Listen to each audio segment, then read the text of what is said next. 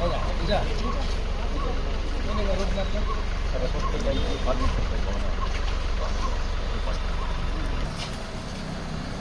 Park ಆಯಿತು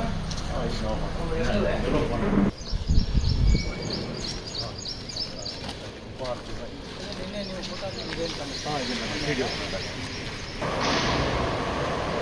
ಇವಾಗ next ಬಂದರೆ ಮೆಡಿಸಿನ್ ಎಲ್ಲ ಬರುತ್ತೆ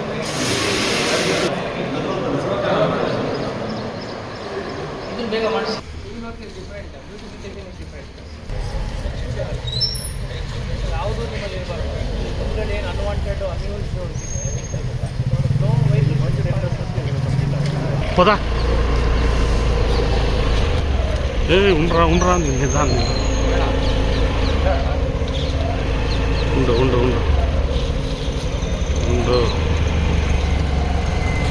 ಉಂಡ್ರಾ ಹೌದು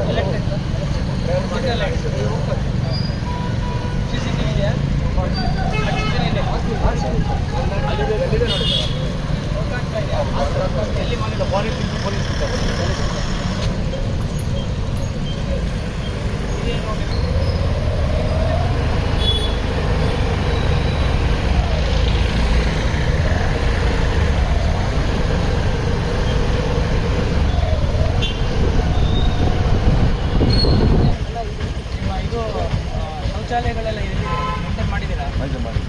ಹೊರಗಡೆ ಎಲ್ಲ ಕರೆಕ್ಟ್ ಆಗಿದೆಯಾ? ಎಷ್ಟು ದುಡ್ಡು ತಗೋತಾರೆ? ಬೋರ್ಡ್ ಹಾಕಿದ್ದೀರಾ? ಸಾರ್ವಜನಿಕ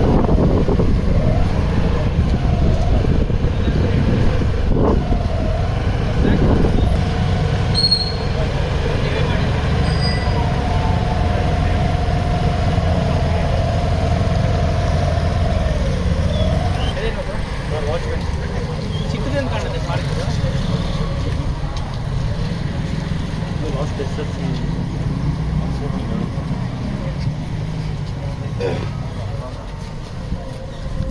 ವಾಕಿಂಗ್ ಯೂಸ್ ಮಾಡ್ತೀರಾ ನೀವು ಪಾರ್ಕು? Daily sir. ಏನಾದ್ರು ಇಶ್ಯೂಸ್ ಇದೆಯಾ? ಚೆನ್ನಾಗಿದೆಯಾ? ಅನುಕೂಲವಾಗಿದೆಯಾ?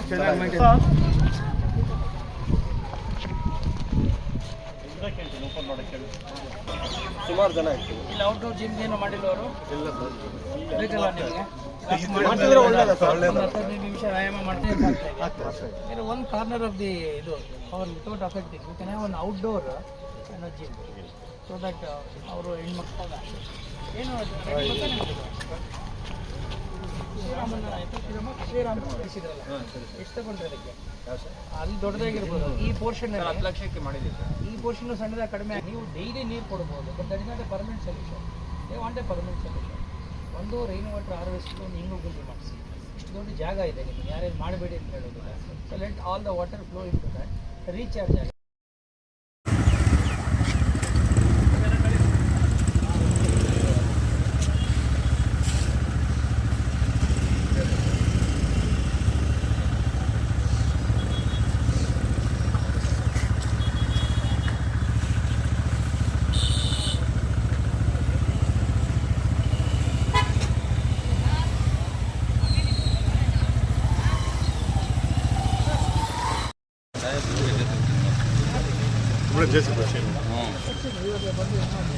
ಕೆರೆ ಆದಂಗೆ ಆಗುತ್ತೆ.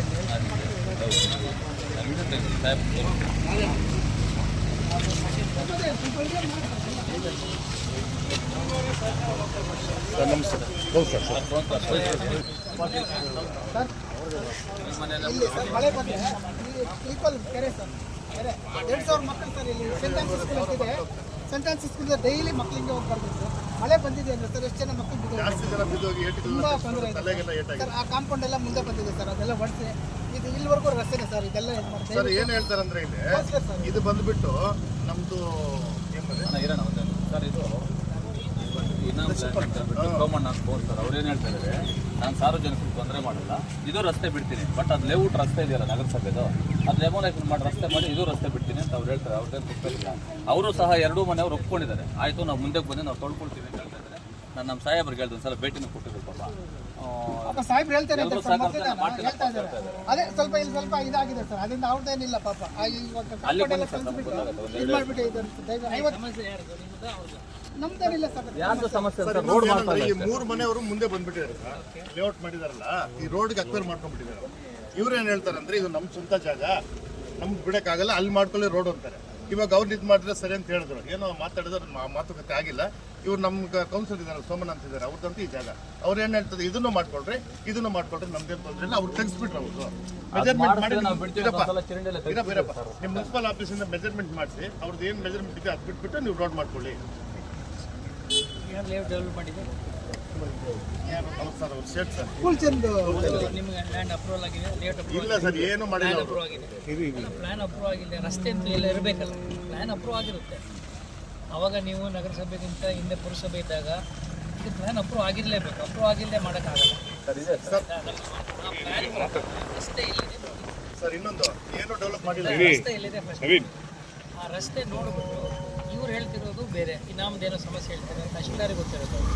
ಅವ್ರಿಗೆ ಇನಾಮ್ ಏನಾದ್ರು ಸ್ಯಾಂಕ್ಷನ್ ಆಗಿದ್ದರೆ ಅವ್ರನ್ನೂ ಮತ್ತು ಈ ಸೆಟಪ್ಪಲ್ಲಿ ಕರೆಸಿ ಜಾಯಿಂಟ್ ಸರ್ವೆ ಮಾಡಿಸಿ ಇಮಿಡಿಯೇಟಾಗಿ ಒಂದು ಸರ್ವೆ ಮಾಡಿಸ್ಬಿಟ್ಟು ಇವ್ರದ್ದು ಖಾಸಗಿ ಜಮೀನು ಆಗಿದ್ದರೆ if it is properly granted ಇನಾಮ್ನಲ್ಲಿ ಅವ್ರ ಸ್ವತ್ತು. ಆಮೇಲೆ ನಿಮ್ಮ ಪ್ಲ್ಯಾನ್ ಪ್ರಕಾರ ಮನೆಗಳು ಕಟ್ಟಿರಬೇಕು, ರಸ್ತೆಗಳು ಬಿಟ್ಟಿರಬೇಕು, ಸಿವಿಕ್ ಅಮ್ಯುನಿಟೀಸ್ಗೆ ಜಾಗ ಬೇಕು. ಇಲ್ಲದೆ ಹೋದರೆ you have got every right to take action against. ನೀವು ಅವ್ರಿಗೆಲ್ಲ ನಲ್ಲಿ ನೀರು ಕೊಟ್ಟಿದ್ದೀರಿ, ಎಲೆಕ್ಟ್ರಿಸಿಟಿ ಕೊಟ್ಟಿದ್ದೀರಿ, ಟ್ಯಾಕ್ಸ್ ಕಲೆಕ್ಟ್ ಮಾಡ್ತಾ ಇದ್ದೀರಿ. ಸೊ ಈಗ ಅನ್ನ ಥರ್ಸ್ಡೇಗೆ ಹಂಗೆ ಬಿಡೋಕ್ಕಾಗುತ್ತೆ ಆಯಿತಾ. ಈಗ ಸದ್ಯದಲ್ಲಿ ಅದನ್ನು ಮಾಡಿ ಎಷ್ಟು ದಿನ ನೋಡೋಣ. ಇಮಿಡಿಯೇಟಾಗಿ ಒಂದು ಟೀಮ್ ಕಳಿಸಿ ಗೀತಾ, ನೀವು send A team immediately get it surveyed. ಆ ಸರ್ವೇನಲ್ಲಿ ಅವ್ರ ಜಾಗ ಇದ್ದರೆ ಬಿಟ್ಟು ಆಮೇಲೆ ಅವ್ರು ಒಪ್ಪೋದಾದರೆ ಅದ್ರೊಳಗೆ ದೊಡ್ಡದಾಗೆ ರಸ್ತೆ ಮಾಡಿ. ಬಟ್ ಈಗ ಅವ್ರೇನೋ ಫಸ್ಟ್ ಅವ್ರು ಕಟ್ಕೊಂಡ್ಬಿಟ್ಟಿದ್ದಾರೆ ಮುಂದೆ ಅಂತ ಹೇಳ್ತಾ ಇದ್ದಾರೆ. ಅವ್ರು ಪ್ಲಾನ್ ನೋಡಿದ್ಮೇಲೆ ಗೊತ್ತಾಗಬೇಕು. ಅದಕ್ಕೆ ಮುಂಚೆ ನಾವು ಹೇಳೋಕ್ಕಾಗಲ್ಲ. ಕಾಂಪೌಂಡ್ ಅವ್ರು ಕರೆಸಿ ಮಾತಾಡಿದ್ರೆ ಒಪ್ಕೋತಾರೆ. ಸರ್ ಅವರು ಲೇಔಟ್ ಪ್ಲಾನ್ ಮಾಡ್ತಾರೆ ಬರ್ತಾ ಇದೆ. ಇದೆಲ್ಲ ಮಾಡಬೇಕು ಸರ್. ಏನು ಮಾಡಿಲ್ಲ. ಸುಮಾರು 1,000 ಜನ ಮಕ್ಕಳು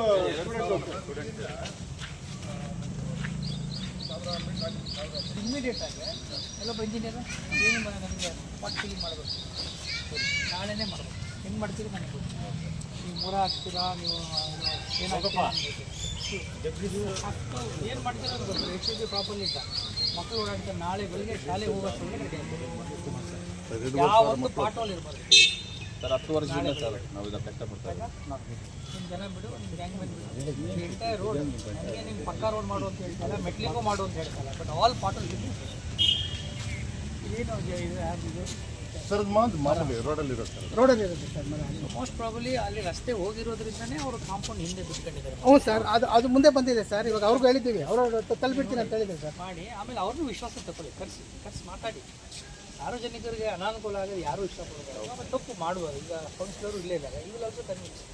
ತೊಂದರೆ ಆಗೋದು ಬೇಡ ಯಾರು ಅನಾನುಕೂಲ. ಬಟ್ ಇಲ್ಲಿ ಮಕ್ಕಳು ಓಡಾಡ್ತಾರೆ ಅಂದಾಗ ನಾಳೆ ಬೆಳಗ್ಗೆ ನೀವು ಏನು ಮಾಡ್ತೀರೋ ಇವಾಗ ಸಂಜೆ ಒಳಗಡೆ ರೆಡಿ ಮಾಡಿ, ಬೆಳಗ್ಗೆ ಮಕ್ಕಳು ಶಾಲೆಗೆ ಹೋಗೋದು ಒಳಗಡೆ ಆಯಿತಾ. ಅರ್ಲಿ ಮಾರ್ನಿಂಗೇ ಮಾಡಿ ಅಥವಾ ಇವತ್ತೇ ಮಾಡಿ, ನನಗೆ ಗೊತ್ತು. ಡಿಬ್ರೀಸ್ ಹಾಕ್ಬಿಟ್ಟು ಮೇಲ್ಗಡೆ ಲೆವೆಲಿಂಗ್ ಮಾಡಿಸಿ ಒಂದು ಅಟ್ಲೀಸ್ಟ್ ಮೋಟರಬಲ್ ರೋಡ್ ಮಾಡಿ ಆಮೇಲೆ ಸ್ಟಾರ್ಟ್ ಮಾಡಿಸಿ. ಆಗ್ಬೋದಾ?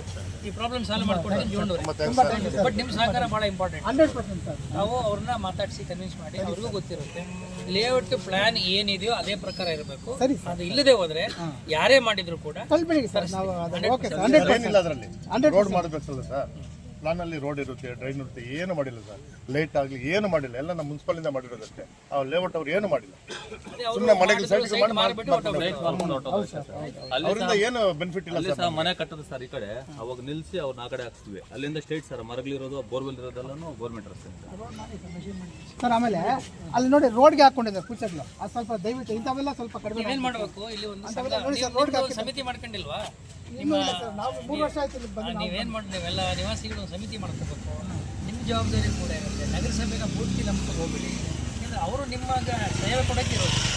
ದಯಮಾಡಿ ನೀವು ಆರ್ಗನೈಸರ್ ಆಗ ನಿಮ್ಮ ಏರಿಯಾದಲ್ಲಿ ನಮ್ಮ ಮಕ್ಕಳು ಓಡಾಡ್ತಾರೆ, ನಮ್ಮ ನಾಯಿ ಓಡಾಡ್ತಾರೆ. ಪ್ರೈವೇಟಾಗಿ ನಾನೇ ಓಡಿಸ್ತೀನಿ ಅಂದರೆ ಅವ್ರು ಬಿಟ್ಟಿಲ್ಲ ಸರ್. ಮೊನ್ನೆ ಓಡಿಸ್ತೀನಿ ಅಂದರೆ ನೀನೇ ಕೊಡ್ತೀಯ ಸರ್. ಆಯ್ತು, ನಾಳೆ ಬೆಳಿಗ್ಗೆ ಹೊರಡಿ. ಸರ್ ಮನೆಯಲ್ಲಿ ಚಿರಿಂಡಿ ಆಗಿಬಿಟ್ಟಿದೆ ಸರ್. ಅಲ್ಲಿಂದ ಇಲ್ಲಿಗೆ ವೆಹಿಕಲ್ ಓಡಾಡ್ತೀರಾ, ನಾವು ಆ ಕಡೆಯಿಂದೆಲ್ಲ ಬರೋದು, ಹಂಗಾಗೋಗಿತ್ತು ಪರಿಸ್ಥಿತಿ. ಅವ್ರು ಹೇಳೋದೆಲ್ಲ ಅರ್ಥ ಏನಂದರೆ, ನೀವೆಲ್ಲ ಮಾಡಿಸಿ ನಂದು ಮಾಡ್ಕೊಂಡು ನಾನು ಬೇಡನಲ್ಲ. ಅಲ್ಲಿ ಬಿಟ್ಬಿಟ್ಟು ಅವರು ಅವ್ರು ಕಾಂಪೌಂಡ್ಗಳು ಹಾಕೊಂಡು ಕಾರು ಬಾಡಿಗೆಗಳು ಮಾಡ್ಕೊಂಡಿದ್ರೆ ನನ್ನ ಜಮೀನು. ಅವ್ರು ಎಲ್ಲಿದ್ದಾರೆ ಸರ್ ಅವ್ರು ಫೋನ್ ಸರ್ ಮನೆ ಇಲ್ಲ, ಮನೆ ಅವ್ರದ್ದು ಇಲ್ಲಿ ಮನೆ ಅವ್ರ ಕರ್ಸ್ಕೊಂಡು ಕೌನ್ಸಿಲರ್ ಇಲ್ಲ. ಅವ್ರದ್ದೇನು ಅವ್ರು ಸ್ಪಂದಿಸ್ತಾರೆ ಸರ್. ಅವ್ರು ಹೇಳ್ತಾರೆ ಅವ್ರೇನಿಲ್ಲ ಸರ್, ಈ ಕಾಂಪೌಂಡ್ ಇದು ಮಾಡಿಬಿಟ್ಟು ಅವ್ರದ್ದೇನು ಇವ್ರು ಮನೆಗೆ ಇದನ್ನೆಲ್ಲ ನೀನು ಫೋಟೋ ಹಾಕ್ಬಿಟ್ಟು ನನಗೆ ಕಳಿಸ್ಬಿಟ್ಟು, ಇವ್ರು ಯಾರು ಕಾಯಕ್ಕೆ ಹೋಗ್ಬೇಕು.